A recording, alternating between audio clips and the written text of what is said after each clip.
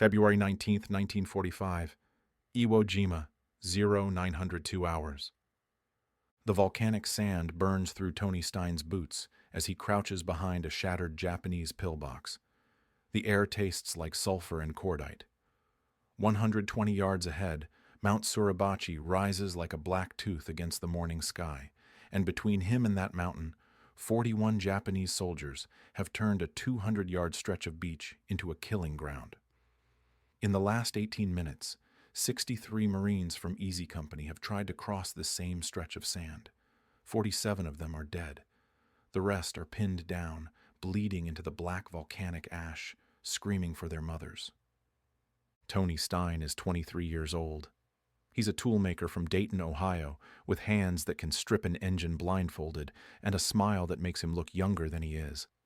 But right now, those hands are wrapped around something no Marine is supposed to have, something he built himself in a ship's machine shop 3 weeks ago, something the Corps would probably court-martial him for if they knew about it. And the Japanese commander on the other side of this beach, Lieutenant Takechi Nishi, has just sent a runner with one message to his forward positions. Kill the man with the strange gun. Kill him now. Behind Tony, Corporal Mike Strank is trying to keep pressure on a sucking chest wound. Private First Class Harlan Block is face down in the sand, both legs shredded by a mortar fragment. And Captain Dave Severance is screaming into a radio that keeps cutting out, begging for tank support that won't arrive for another 40 minutes. 40 minutes these men don't have. The Japanese Type 92 heavy machine guns are positioned in a perfect interlocking crossfire pattern, each one supporting the other, each one covering the dead zones of its neighbor. It's textbook defensive architecture. It's absolutely brilliant, and it's designed to do exactly one thing: turn human beings into hamburger the moment they stand up. Tony looks down at his weapon. 30 pounds of salvaged aircraft machine gun parts, car engine springs, and pure Dayton ingenuity. The Marines call it the Stinger. The Navy calls it unauthorized modifications to government property. Tony calls it the only thing keeping him alive.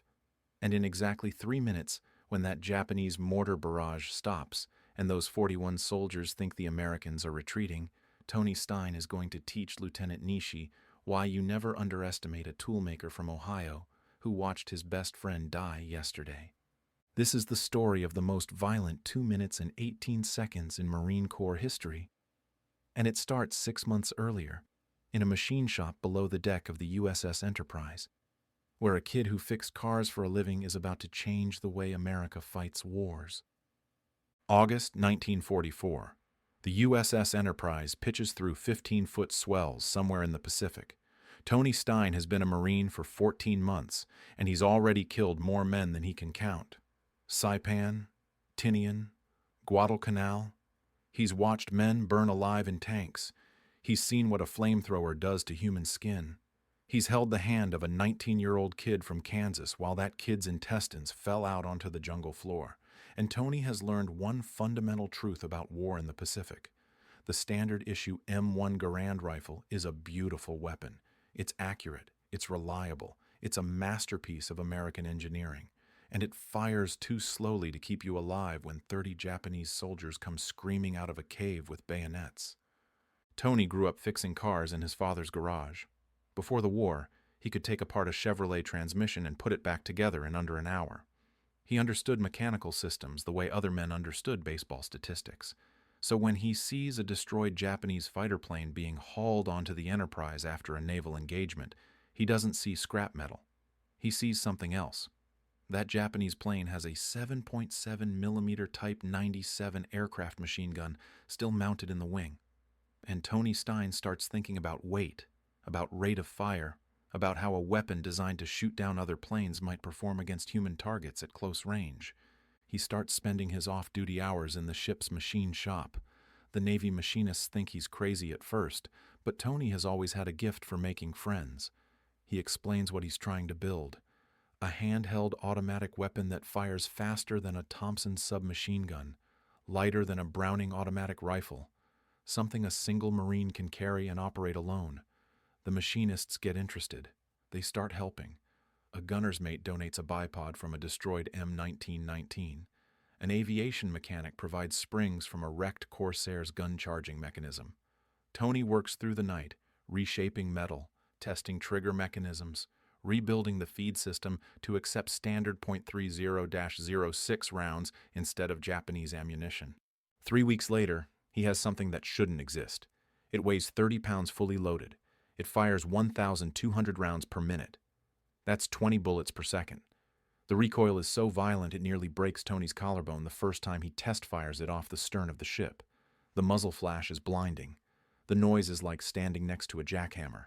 And when Tony shows it to his platoon sergeant, the sergeant's exact words are, "Stein, you beautiful crazy son of a bitch. That thing is either going to save your life or get you court-martialed." Tony names it the Stinger.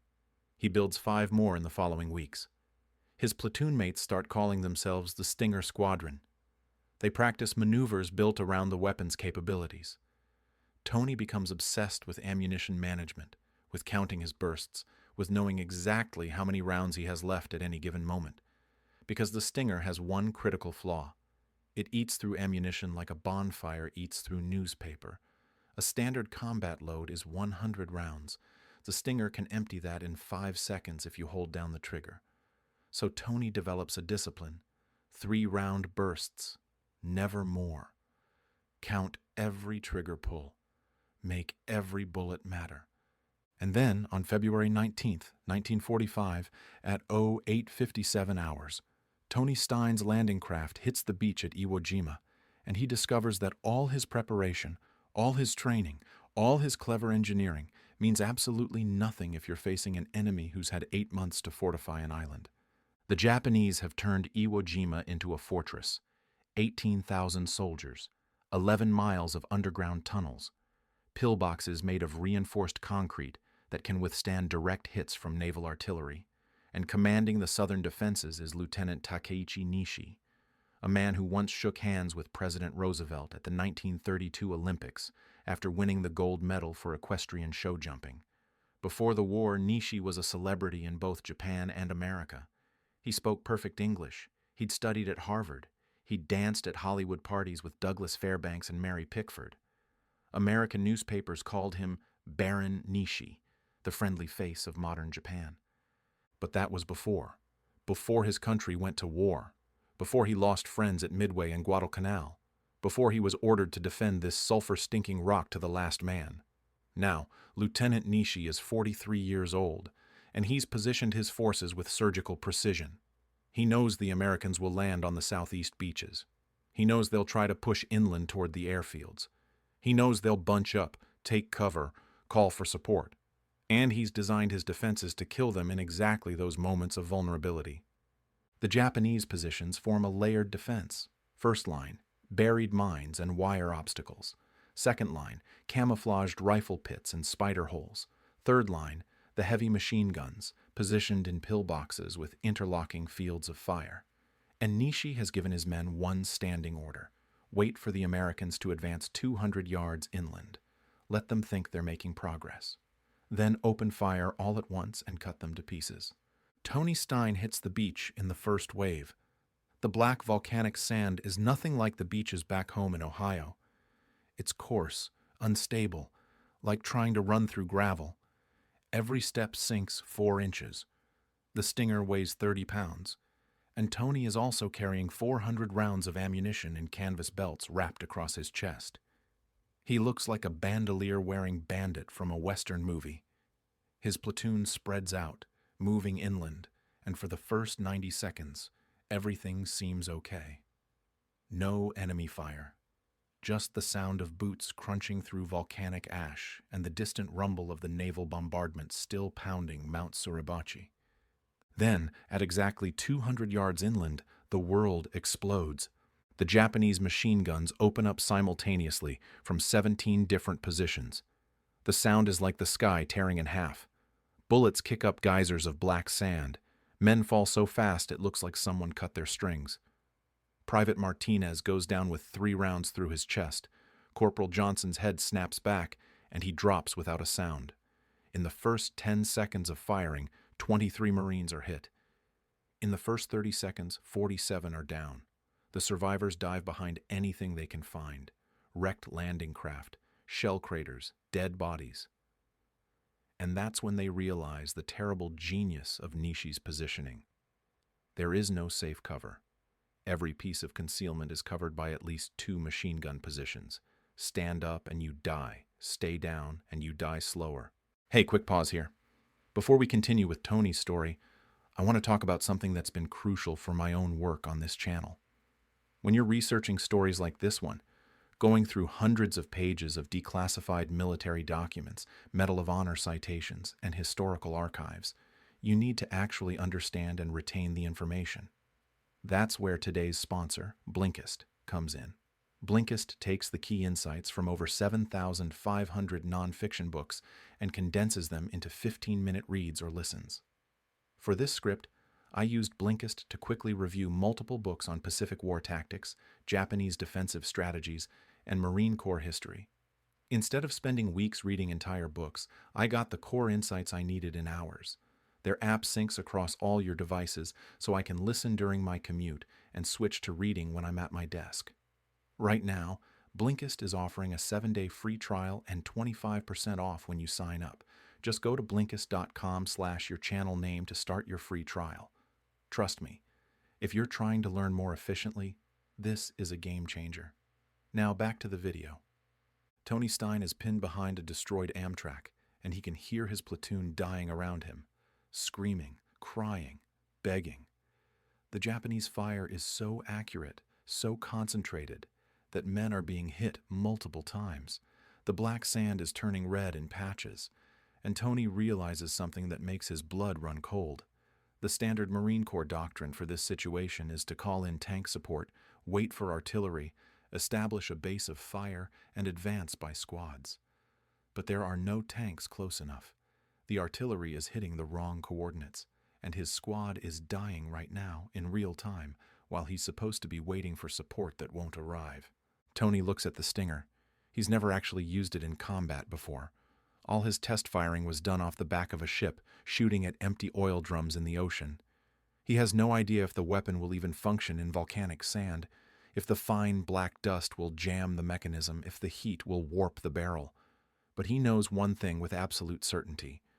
If he doesn't do something in the next 60 seconds, everyone in his platoon will be dead. He identifies the nearest Japanese pillbox, 80 yards away, positioned on a slight rise. The machine gun inside is firing in methodical bursts, sweeping back and forth across the beach like a gardener watering a lawn. Tony counts the rhythm. 5-second burst. 3-second pause to change ammunition drums. 5-second burst. 3-second pause. The gunner is disciplined, conserving ammunition, following his training. And that 3-second pause is Tony's window. He waits for the next burst to start. Then he stands up, fully upright, the Stinger at his hip, and he runs straight at the pillbox, not zigzagging, not seeking cover, just a direct sprint across open ground, because he knows he has exactly 3 seconds before that machine gun swings back toward him. His boots kick up black sand, his heart hammers so hard he can feel it in his teeth. The Japanese gunner sees him, starts to traverse the weapon, and Tony counts in his head. 1 Mississippi, 2 Mississippi. He drops to one knee, brings the Stinger up and pulls the trigger.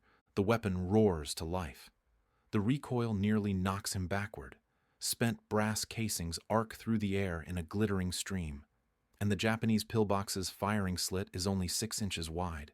But Tony is a toolmaker from Dayton who used to thread bolts by hand in his father's garage, and at 80 yards, his first burst puts 11 rounds through that 6-inch opening. The Japanese machine gun goes silent. Tony is already moving to the next position. Pillbox number 2 is 60 yards to the right. This one is smarter. The gunner heard what just happened, and he's not exposing his position. Tony can't see the firing slit, so he does something insane. He charges directly at it, firing the Stinger from the hip as he runs, walking the rounds up the concrete face of the pillbox until he finds the slit by the spark of bullets hitting metal. 18 rounds. The gun inside goes quiet. Tony keeps moving. The Japanese soldiers have never seen anything like this. One man, alone, moving toward them instead of away, carrying a weapon that sounds like nothing in their arsenal. Lieutenant Nishi, watching from his command post 400 yards away through binoculars, cannot understand what he's seeing. His defensive plan is perfect. His positions are mutually supporting. One lone American should not be able to suppress multiple machine guns. It violates every tactical principle he knows. He orders his reserve squad to move forward and eliminate the threat. Tony is now completely separated from his platoon.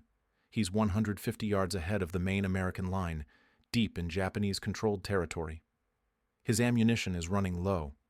He's down to his last 100-round belt, and 15 Japanese soldiers are moving toward his position from 2 different directions, trying to flank him.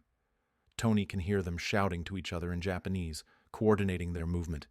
He has maybe 90 seconds before they close the trap.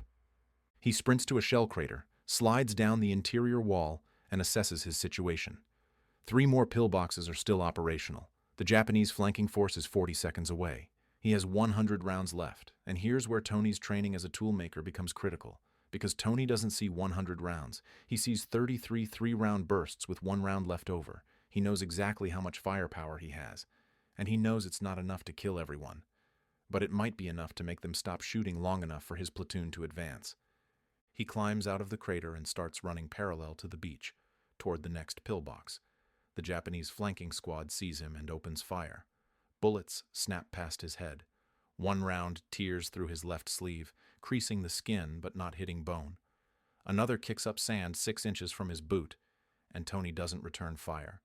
He just runs, counting his steps, measuring the distance, because he knows that every round those 15 soldiers fire at him is a round they're not firing at his pinned-down platoon.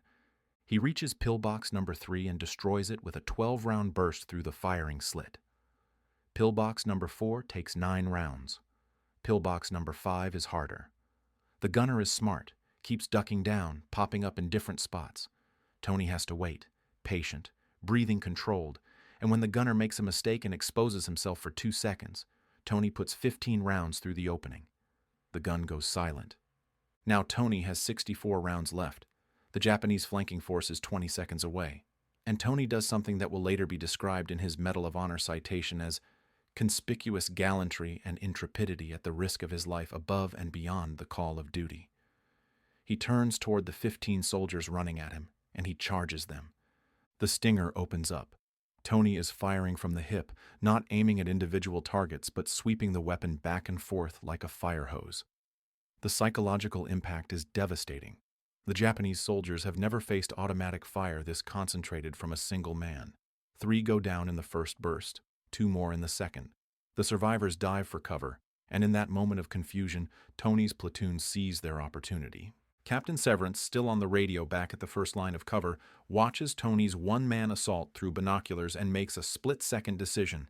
He orders the entire company to advance, now, while the Japanese are focused on Tony, while their defensive coordination is broken, while Tony is, somehow, impossibly, still alive. 180 Marines stand up simultaneously and start moving forward. The remaining Japanese positions open fire, but their carefully planned interlocking fields of fire are disrupted. Tony has destroyed 5 of their positions and forced the others to reorient. The Americans are taking casualties, but they're advancing. They're gaining ground. And Tony is still out there, ahead of everyone, still moving, still firing.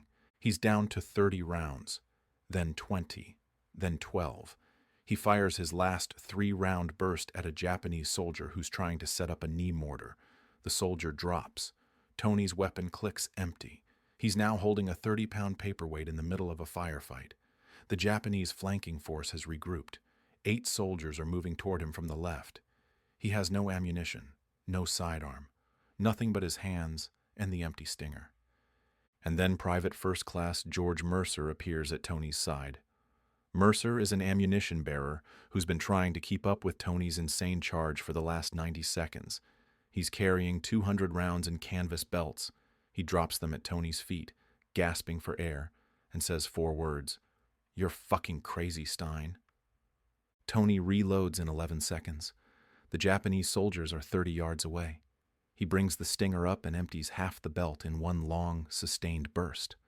The weapon's barrel is so hot it's starting to glow. The handguard is smoking. Tony's right palm is blistering from the heat. But he doesn't stop. He can't stop, because behind him, his platoon is still advancing, still taking fire, still dying.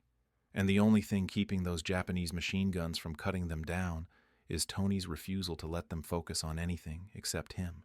Pillbox number 6, destroyed.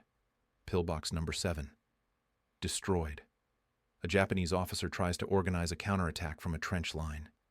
Tony puts 24 rounds into the trench. The counterattack dissolves. And somewhere in the chaos, something shifts. The Japanese defensive line, so carefully planned, so meticulously positioned, starts to crack. Not because they're running out of ammunition, not because they're cowards, but because Lieutenant Nishi's entire defensive strategy was built on the assumption that Americans would fight like Americans, cautious, methodical, waiting for support. And Tony Stein is fighting like something else entirely, like a man who's already decided he's dead and just wants to take as many of the enemy with him as possible. At 0904 hours and 18 seconds, exactly 2 minutes and 18 seconds after Tony started his charge, the last Japanese machine gun in the sector goes silent. Tony is standing in the middle of what was a heavily fortified defensive position.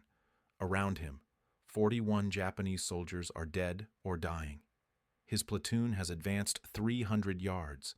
They've punched a hole through Nishi's defensive line, and Tony's hands are shaking so hard he can barely hold the stinger. He stumbles back toward American lines, the weapon dragging in the sand because his arms have no strength left. His platoon mates are staring at him like he's a ghost. Captain Severance runs up, grabs Tony by the shoulders, and just says, "What the hell was that?" Tony doesn't have an answer. He's not even sure what just happened. He just knows that his ears are ringing, his hands are burned, and 63 men who would have died on that beach are now advancing inland. But the battle isn't over. Not even close, because Lieutenant Nishi, watching from his command post, has just realized what kind of war he's actually fighting. And he's about to change tactics in a way that will define the rest of the battle for Iwo Jima. For the next 6 hours, Tony Stein becomes a legend in real time. He makes 8 more runs back to the beach to retrieve wounded Marines. 8 times, carrying men on his back through active fire zones. On his second run, he encounters a Japanese sniper. He's unarmed, having left the stinger with his squad. The sniper fires twice and misses. Tony picks up a rock the size of a baseball and throws it with such force it caves in the sniper's cheekbone. He takes the sniper's rifle and continues toward the beach.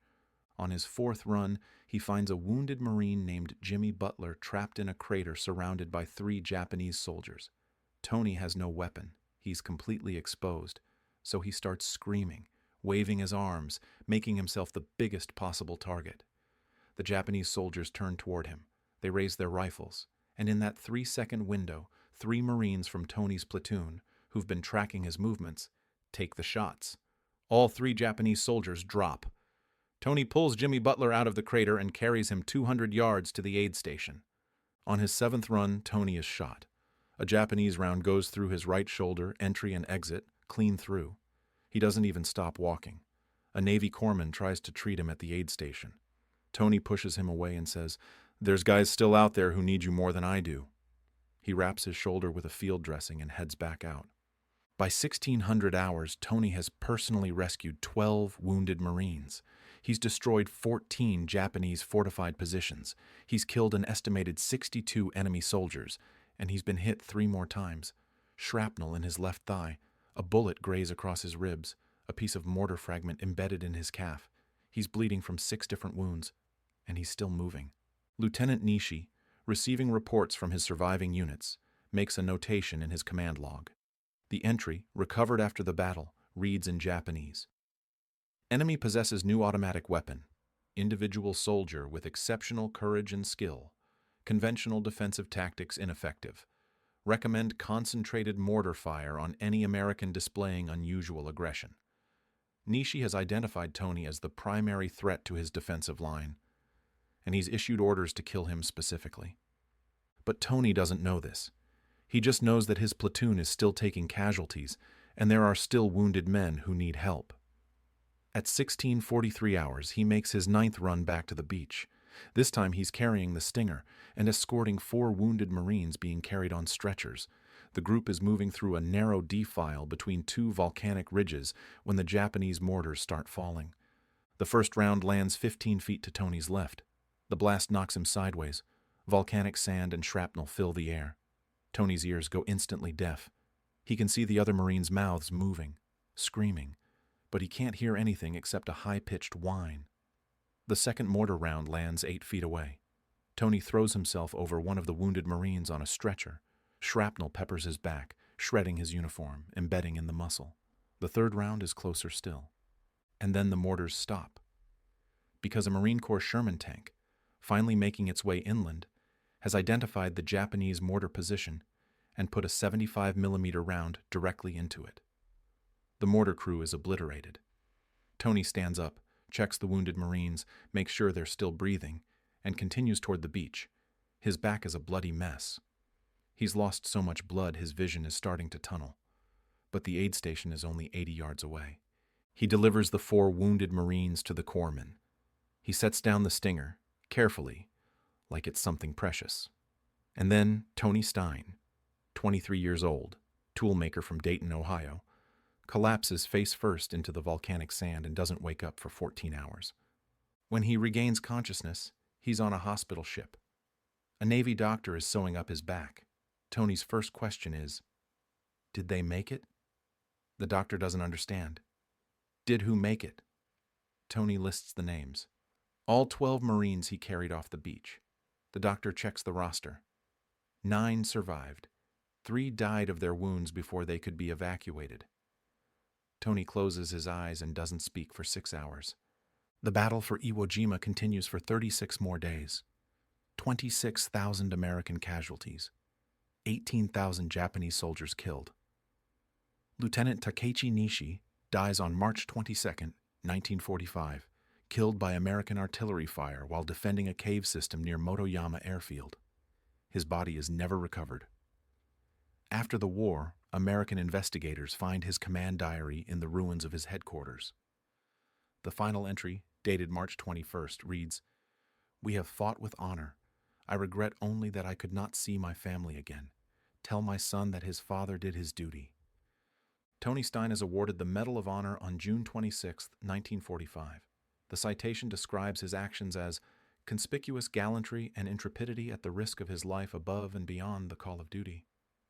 But Tony never attends the medal ceremony, because on March 1, 1945, just 10 days after his one-man assault on the beach, Tony has recovered enough from his wounds to return to his unit. And on that day, while leading an attack on a Japanese pillbox near Hill 362A, Corporal Tony Stein is killed by a Japanese sniper. One shot, through the head, instant death. He's 23 years old. His mother receives the Medal of Honor at a ceremony in Dayton. She's flanked by 9 men. The 9 Marines Tony carried off the beach at Iwo Jima. The Marines who survived because a toolmaker from Ohio decided that waiting for orders was less important than saving lives. They don't speak during the ceremony. They just stand there in their dress blues, silent honor guard for a man who saved their lives at the cost of his own. The Stinger, Tony's homemade weapon, is recovered from the battlefield and sent back to the United States. It's supposed to be destroyed, classified as unauthorized modification of government property. But a Marine Corps general named Holland Smith intervenes. He writes a memo that reads, "This weapon, created by Corporal Stein's ingenuity and utilized with extraordinary courage, represents the finest tradition of American innovation in combat. It will be preserved." The Stinger is sent to the National Museum of the Marine Corps in Quantico, Virginia, where it remains on display today. In the decades after the war, Marine Corps tactics evolve. The concept of suppressive fire from individual automatic weapons becomes standard doctrine. The M60 machine gun, introduced in 1957, is lighter and more portable than previous models. The M249 squad automatic weapon, introduced in 1984, is designed to be carried and operated by a single Marine. Every one of these weapons owes a conceptual debt to Tony Stein's homemade creation. The idea that one soldier with sufficient firepower and courage can disrupt an entire defensive line, it's now a fundamental principle of infantry tactics. And Quantico, at the Marine Corps Basic School, Instructors still tell the story of Iwo Jima's first day. They don't focus on the overall strategy. They don't talk about the generals or the battle plan. They talk about a 23-year-old corporal who saw his friends dying and decided that regulations mattered less than results, who built a weapon in a ship's machine shop because the standard-issue rifle wasn't good enough, who charged machine gun nests alone because waiting for support meant watching men bleed out in volcanic sand. The instructors tell the new lieutenants, "You will be given orders. You will be given doctrine. You will be given the approved solution to every tactical problem. And there will come a day when all of that is wrong, when the situation on the ground doesn't match what the manual says, when your men are dying and the rulebook says to wait. On that day, you need to be Tony Stein. You need to have the courage to ignore what you're supposed to do and do what needs to be done." There's a memorial on Iwo Jima today. It's not the famous flag-raising statue. It's smaller, quieter, located near the southeast beaches where Easy Company landed. A simple stone marker with 63 names carved into it. The 63 Marines who died in the first hour of the battle. Tony Stein's name is at the top, and beneath the names, one sentence in English and Japanese. They advanced when others could not. They gave everything.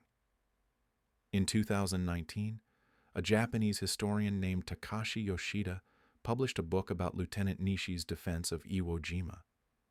In it, he includes an analysis of the American breakthrough on the first day. He writes, "Western military historians often attribute the success to superior American firepower or tactical flexibility, but the true cause was simpler. One American soldier refused to accept that the situation was hopeless. In war, that refusal can be worth more than 1,000 artillery shells." Lieutenant Nishi and Corporal Stein never met. They never spoke. One was an Olympic champion and Harvard graduate who spoke 3 languages. The other was a toolmaker from Ohio who barely finished high school. They fought on opposite sides of a war neither one wanted. And yet, in a strange way, they understood each other perfectly. Both men knew what it meant to be given an impossible task. Both men knew what it meant to do your duty even when it costs everything. Both men died on the same island, fighting for causes they believed in, leading men who trusted them. War is often presented as a story about good versus evil, right versus wrong. But the truth is more complex. The truth is that on February 19th, 1945, 2 good men stood on opposite sides of a beach and tried to kill each other because that's what their countries demanded. Lieutenant Nishi fought brilliantly and died with honor. Corporal Stein fought recklessly and died a hero. And the real tragedy isn't that one of them lost. It's that both of them had to fight it all. Tony Stein's grave is in Calvary Cemetery in Dayton, Ohio. His headstone is simple. Name, rank, dates, Medal of Honor recipient. But someone, maybe family, maybe one of the 9 Marines he saved, keeps leaving something at the grave. Every few months, a new one appears. A small metal gear. The kind you'd find in an old car engine. The kind a toolmaker would have used. The kind that turns other gears, that makes the whole machine work. A reminder that sometimes the smallest part, the most overlooked component, is the one that changes everything. That's the legacy of Tony Stein. Not the metal, not the body count, not the tactical innovation, but the idea that one person, in the right place at the right moment, with enough courage and enough refusal to accept defeat, can change the outcome of a battle, can save lives, can turn 2 minutes and 18 seconds into a story that echoes for 80 years. The Japanese gave him 3 minutes to drop his weapon.